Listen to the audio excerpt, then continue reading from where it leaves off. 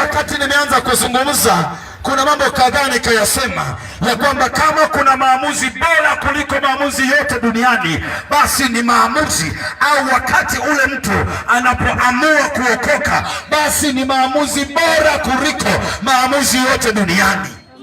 Haleluya, haleluya, haleluya! Ni maamuzi bora kuliko maamuzi yote wapi? Duniani. Sasa nataka tujifunze ya kwamba radha bora, radha nzuri ya wokovu inayopita radha ya vitu vyote duniani. Kwa nini nimesema andiko hili? Kwa nini nimesema neno hili? Unajua, tunaishi kwenye dunia ambayo watu wameonja vitu vingi, wamegusa vitu vingi, na wameona radha ya vitu vingi. Kama kuna wakati tumewahi kuzungumza ya kwamba habari njema ya wokovu, habari njema ya ufalme wa Mungu, maana ya kwamba dunia inasikia habari nyingi. Leo hii kila ukilala ukiamka unasikia habari, nyingine zinakufurahisha, nyingine zinakusikitisha. Haleluya! Kile nichukulie story hapo. Haleluya! Ziko habari nyingine zinakufurahisha, nyingine zinakusikitisha, lakini inapokuja habari njema ya ufalme wa Mungu, hiyo ni habari njema kuliko habari nyingine zote duniani. Hata kama siku ambayo umepewa taarifa au umepewa habari ya kwamba leo Alex umechaguliwa kuwa miongoni mwa madaktari bora mkoa wa Ruvuma, inaweza ikawa ni habari njema, lakini bado ile njema haiwezi kuzidi unjema wa habari ya wokovu. Na ndio maana nimesema kwamba radha ya wokovu ambayo inapita radha zote. Soma kitabu cha Zaburi 34 mstari wa 8. Haleluya! Wamama huko nyuma kule mwishoni kule, haleluya, haleluya, haleluya wamama. Yaani mmenibariki nyinyi wamama, Mungu awabariki sana, awabariki sana, Mungu awabariki sana.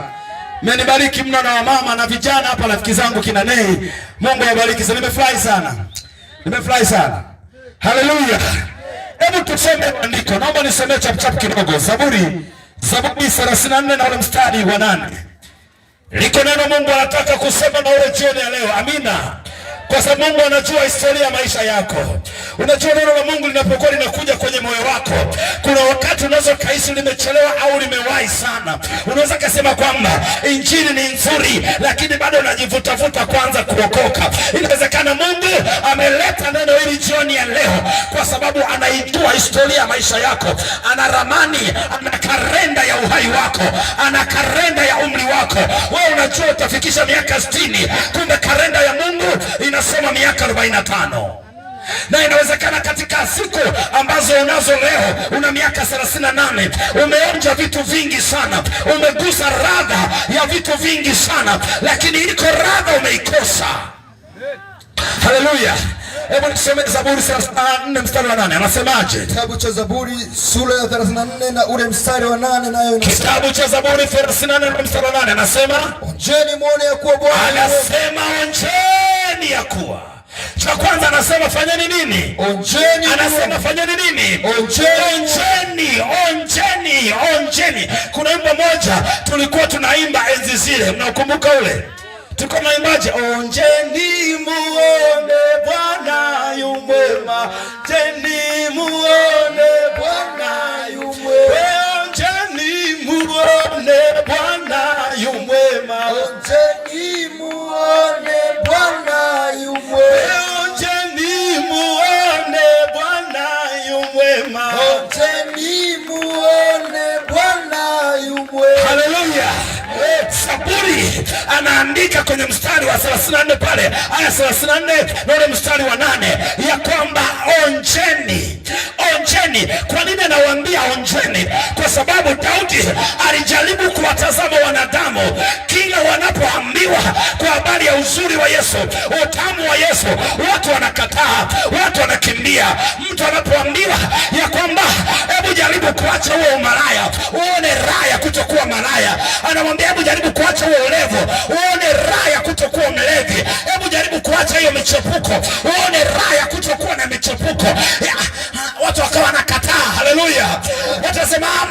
hawezi kuacha. Anamwambia basi onjeni, onjeni muone Bwana yu mwema. Yani onja, jaribu kuishi maisha mema, uone raha ya ule wema. Bwana Yesu asifiwe sana. Haleluya. Dunia imeonja vitu vingi. Inawezekana huwezi kuacha umalaya kwa sababu umeuonja, na dunia imekuambia umalaya ni nini? Ni mtamu. Lakini uhalisia umalaya sio mtamu. Haleluya. Watu wameonja bia, wanasema wenda bia ni tamu. Wametunga mpaka nyimbo, wanasema bia tamu. Bia tamu. Sio mnasikia zile nyimbo? Bia tamu. Bia tamu. Sio nyimbo gani? Sio maimba ni nani yule? Mario, hata sijawahi kumjua. Mario, sio Mario. Anasema bia tamu. Bia, yes, umenikumbusha. Wewe nafikiri nyinyi mmetoka duniani juzi juzi. Bia tamu. Wametoka juzi juzi. Bia tamu. Bia tamu. Bia tamu. Haleluya. Lakini ukitokezea pale kwenye baa, mtu anakunywa bia na kaza mpaka sura. Anakaza mpaka sura. Ukienda pale mjini unakuta bango limeandikwa Safari Raga. Halafu jamaa amekunja namna, anakunja namna ya Safari Raga. Anatabasamu. Haleluya. Watu wanahisi kana kwamba kweli ukienda baa ukinywa ile bia, pozi lako litakuwa ni lile lile la Safari Raga kama lilokaa kwenye lile bango Safari Raga. Kumbe wamesahau kuweka tangazo la kwamba baada ya kunywa hiyo bia utajinyea. Ilibidi kwenye ile bango waweke na mtu anapepesuka namna hiyo, anajikojolea. Alafu tuone watu kama wataenda. Lakini baada ya watu kuonja wakaambiwa kwamba ni tamu, wamejikaza kuonyesha ni tamu, lakini walisia sio tamu. Haleluya. Maisha ya dunia hakuna kitu ni kitamu. Hakuna kitu ni kitamu. Alitusema mtumishi wa Mungu Pastor Isaac pale London ya kwamba watu wanasema kuna sikukuu ngapi duniani? Ziko sikukuu ngapi? Kuzaliwa, ndoa na kufa. Lakini akauliza swali, ni wangapi siku ya kuzaliwa? Umewahi kuona mtoto siku ya kuzaliwa anacheka cheka? Na tumekwambia kwamba hata ukija kuwa hospitali, haleluya, ukijifungua mtoto hali tunamchapa nini? Au tunamfinya mpaka afanye nini? Mpaka alie. Mtoto amezaliwa tu naambia hayuko sawa. Na kitaalamu iko hivyo, unamwasha kidogo. Welcome kwenye matatizo. Welcome duniani. Bwana Yesu asifiwe sana. Bwana Yesu asifiwe sana. Na ndio maana anasema katika Ufunuo Yohana ya kwamba heri wafu wafao katika Bwana tangu sasa, wanasema wapate kupumzika baada ya tabu zao. Maana yake hii dunia imejaa tabu. Haleluya. Amen. Ndio maana leo nakuhubiria radha moja. Wako watu walikuja wakakwambia ya kwamba hebu jaribu kutumia mafuta ya upako uone radha ya kuwa na gari. Kuna watu na magari lakini hawana radha nazo. Amen. Haleluya. Kuna watu wana magorofa hawana radha nazo. Bwana asifiwe sana. Kuna watu wana wanawake wazuri, weusi wazuri, weupe wazuri, wanene wazuri, wembamba wazuri, lakini bado radha za wake zao, haleluya, hazijawatosheleza. Bado wamekuwa na michepuko. Yesu asifiwe sana. Kwa sababu moyo wa mwanadamu hauwezi kutoshelezwa na kitu chochote cha dunia hii. Moyo wa mwanadamu uliyeumbwa na Mungu, anayeweza kuutosheleza ni Mungu aliyeumba peke yake. Mungu asipotosheleza moyo wako, hakuna kipande cha mwanamke, kipande cha mali, kipande cha uwezo kitakachotuliza moyo. Ndio wako watu wana magari wanajinyonga. Haleluya. Wako watu wana wanaume wanafanya nini? Wanajinyonga. Wako watu wana wanawake wanafanya nini? Unasema mimi sina mtoto, unazunguka kwa manabii upate mtoto. Kuna watu hawajawahi kutulia, wanazunguka kwa manabii, wenda nitapata suluhisho la tatizo langu. Unazunguka makanisa 5,000, makanisa 10, wende nitafute muujiza. Unazunguka kutafuta muujiza, lakini kumbe maandiko hayajasema onjeni miujiza muone. Anasema onjeni muone ya kwamba Bwana yu mwema. Amen. Bwana Yesu asifiwe sana. Amen. Bwana Yesu asifiwe sana. Amen. Pendwa, fahari yako ya maisha ya duniani, kama itatokea umekufa, umemaliza mwendo bila kumpa Yesu maisha, bila kuonja hii raha tunayoisema. Bwana Yesu asifiwe sana. Amen. Kuna kitabu wanakipenda sana, Wafilipi. Soma Wafilipi 3. Tuone usiri. Dunia, unajua dunia imeharibika sana. Dunia imeoza. Mimi nawakumbusha kwa kuwa najua wako watu tunaongea siku ya leo hii. Haleluya. Amen. Mwaka 2030 tutakuwa pamoja. Niangalie vizuri sana. Haleluya. Amen. Haleluya. Amen. Na jambo la kutisha na kusikitisha, ikitokea ndani ya miaka miwili umekufa, haijalishi uliona injili ni upuzi, ni ujinga, ujanja wa mwanadamu, ni pale atakapolala kimya. Haleluya. Ulikuwa na michepuko, unasema kwamba unajua mimi mwanamke mmoja atoshi, kuna mwingine naishi naye yuko na niliu pale mama mbili, kade mkangu kengine kako mshangano, kade mkangu kengine nikako mdia yoyo, mke wangu wajui na mme wangu wajui, unajua 1 2 3. Lakini siku inakuja ambapo maandiko yanasema kila siri ya mwanadamu itakwenda kufunuliwa. Amen. Bwana Yesu asifiwe sana. Hapo haijalishi uliitwa Mkristo, uliitwa mlokole, uliitwa Mpentekoste. Kuitwa Mpentekoste sio sababu, kuitwa mlokole sio sababu. Na ndio maana anasema katika Ibrania 12 na ule mstari wa 14 ya kwamba anasema kwamba tafuteni kuwa na amani na watu wote. Halafu anaweka mkato, anasema na huo na nini? Na huo. Na nini? Na huo. Na nini? Na huo. Na huo utakatifu ambao hapana mtu atakayemwona Baba asipokuwa nao. Sio na hiyo nini? Sio na hilo dhehebu. Na huo utakatifu sio na kuambia pombe kidogo, sigara kidogo, kamchepuko kidogo, no. Ni ule utakatifu, maisha ya maombi, maisha ya mifungo, maisha ya mikesha. Kama ni kijana, unajitenga na umalaya, unajitenga na uzinzi, unajitenga na michepuko, unajitenga na bangi, unajitenga na ulevi, unajitenga na wizi. Unakuwa ni mtu wa maombi, unakuwa ni mtu wa ibada, unakuwa ni mtu wa kazi. Unachapa kazi, unachapa maombi, unachapa ibada, unatulia nyumbani. Unachapa maombi, unachapa kazi, unachapa ibada, unatulia nyumbani. Haleluya. Hayo maisha hata siku ukifa. Nimesikika? Hata siku ukifa. Tukikuwekea bango la Timotheo wa 2:4 mstari wa 8 linakufiti. Ila sio kwenye dunia leo. Hatutaona tabu kufanya nini? Kukutangaza. Rai alisema kuna watu leo wanakufa, wanatupa shida ya kuwapamba. Haleluya. Amen. Yaani mtu akisha kufa ibidi mwanze kuhangaika kubandika mabango, vita amemaliza, mwendo kauda. Anasema imani ameilinda, vita amevipiga, mwendo amemaliza, mwendo amemaliza. Kumbe jamaa amefia kwenye mchepuko. Kumbe jamaa kafia kwa mchepuko. Kapata ajali alipokuwa anatoka kwa kimada. Ndugu zangu, nawaambia kuna watu wanakufa akiwa wanatoka kufanya dhambi. Lakini dunia, kwa kuwa tunafarijiana kwenye maziko, tunafarijiana kwenye kuzika, hapo ndo nasikia, unajua mpendo tulikuwa naye, hatutakaki kusema mabaya ya mtu kwenye nini? Kwenye msiba. Bwana Yesu asifiwe sana. Amen. Ndugu wangu, nataka nikwambie, niliimba wimbo mmoja, kilio wengi watalia. Haleluya. Amen. Kilio wengi watalia. Kilio wengi watalia. Nikasema kilio wengi watalia.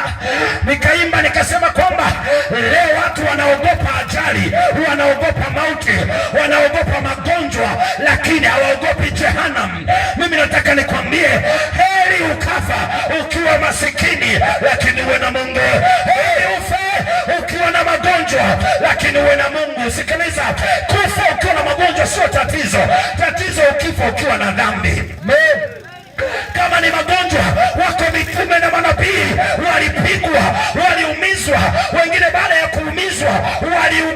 mpaka wanakufa. Lakini kinachotusikitisha sio ugonjwa uliowaua. Kinachotusikitisha, kinachotufurahisha ni walikufa wakiwa na Mungu, waliondoka wakiwa na Mungu. Mmoja wapo ni mzee Kulola.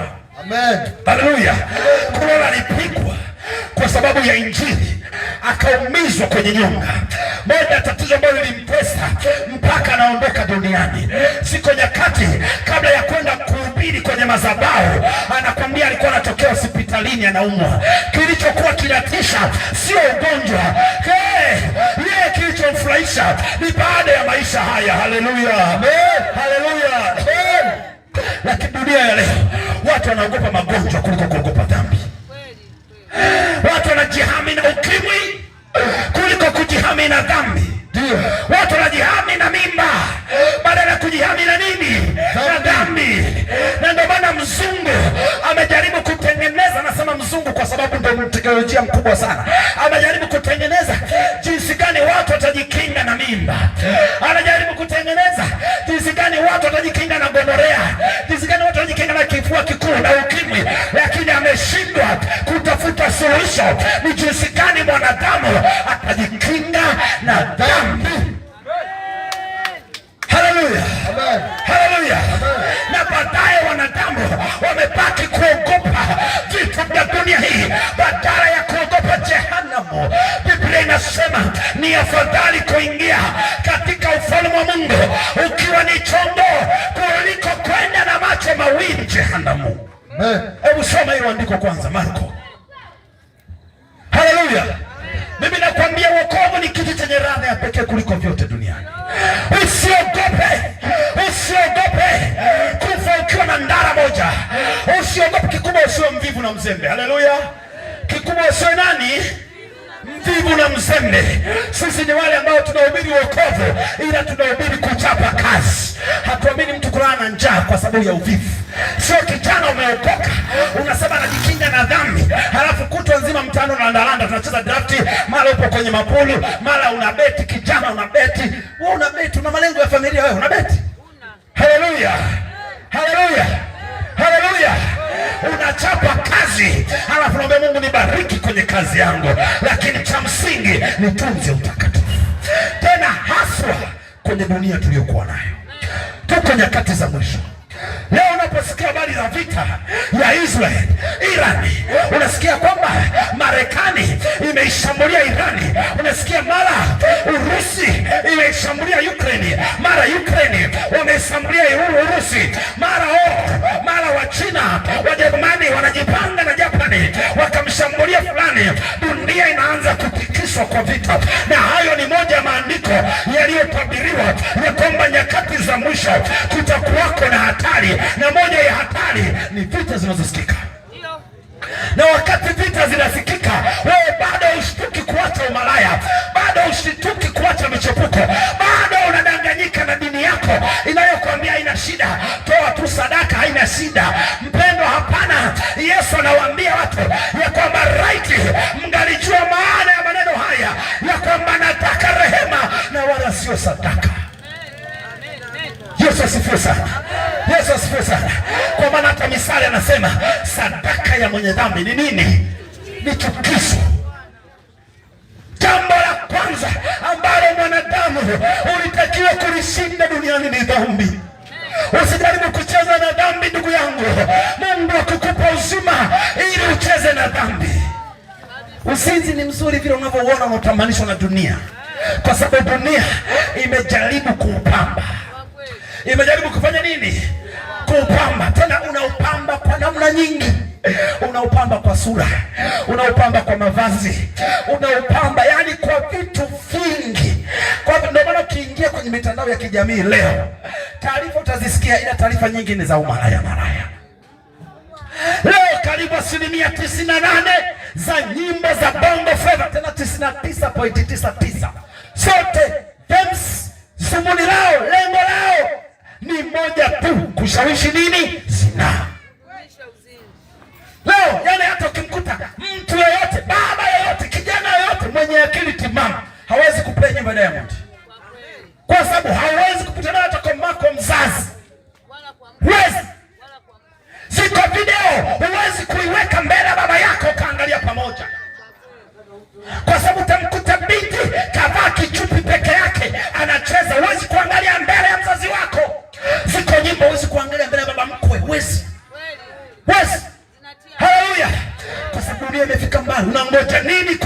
Yesu maisha yako. Unangoja nini? Kwa sababu leo vifo hawafi wazee tu, leo vifo hawafi wenye malaria tu, leo vifo hawafi wagonjwa tu, mpaka wazima kabisa wanakufa. Unatoka hapa na pikipiki unafika pale umekufa, unatoka hapa na gari unafika pale. Kinachoua sio magonjwa tu. Leo vitu vingi vinawaondoa watu hai, sio tu kwa sababu labda dunia yenyewe imeendelea. Samani ajali utaikuta wapi? Usafiri wenyewe ni wapunda. Ndio maana hata Biblia huwezi kuona anasema wakatembea na gari yao wakapata bonge la ajali wakafa watu 4, usikii. Lakini kwa sababu dunia imeendelea, leo nasikia wiki moja iliyopita ndege kule nchini India imeua watu zaidi ya 270. 69 kama sio. Haleluya. Haleluya. Wako madaktari mule wamekufa, wako maprofesa wamekufa, wako matajiri wamekufa. Inawezekana wako waliokoka pia mule wamefanya nini? Wamekufa. Lakini fahari ya aliyeokoka, yeye haogopi kile kifo. Kwa nini? Anaangalia baada ya maisha haya kuna maisha gani? Lazima ujiulize rafiki yangu, nakuaga kwa neno hili ya kwamba lazima ujiulize ya kwamba mimi ni kijana, wakati unapoenda kumtongoza yule binti, unapoenda kufanya naye dhambi, wakati huo hujahalalishwa kuwa kama mke wako, na wengine ni una mke ni una mume, lakini unachoropoka, unapoenda kufanya ile dhambi, ujiulize ni nani aliyekupa hiyo pumzi? Bwana, wengine wako ICU pale wanaporoma. Mungu amekupa uzima, badala ya uzima ukautumia kwa Mungu ili siku moja ukifa jina lako likasomwa mbinguni, ule uzima unaenda kutongozea mwanamke. Haleluya. Alafu bahati mbaya hata ukifanya hiyo uzinzi haupati raha. Haupati raha. Wamekudanganya duniani na video, lakini haupati raha. Bwana Yesu asifiwe sana. Ukishakunywa pombe haupati raha, ukishaiba haupati raha. Haleluya. Haleluya. Haleluya. Lakini jioni ya leo Mungu amelituma neno lake, kwa kuwa Mungu anajua kwenye maisha ya dhambi, kuanzia kwenye dunia hii unaanza na vichapo. Vichapo vya kwanza, wachawi wanakuroga, wanakuniganiga. Na ndio maana naongea dakika hii, kuna mtu ananisikiliza, inawezekana kwenye kifua chako umechanja chale za waganga wa kienyeji, kwenye kiuno chako umechanja chale za waganga wa kienyeji. Zote hizo wamekudanganya ya kwamba huo ndio ulinzi wako, lakini sio ulinzi. Yuko Yesu peke yake. Naomba nisome hicho kitabu, mtumishi wa Mungu, Marko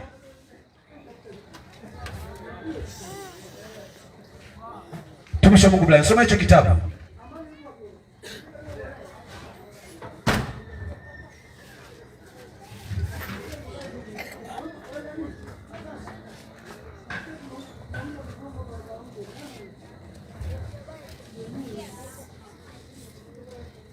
Marko 9 kwanza mstari wa 42. Marko sura ya 9 kuanzia mstari wa 42.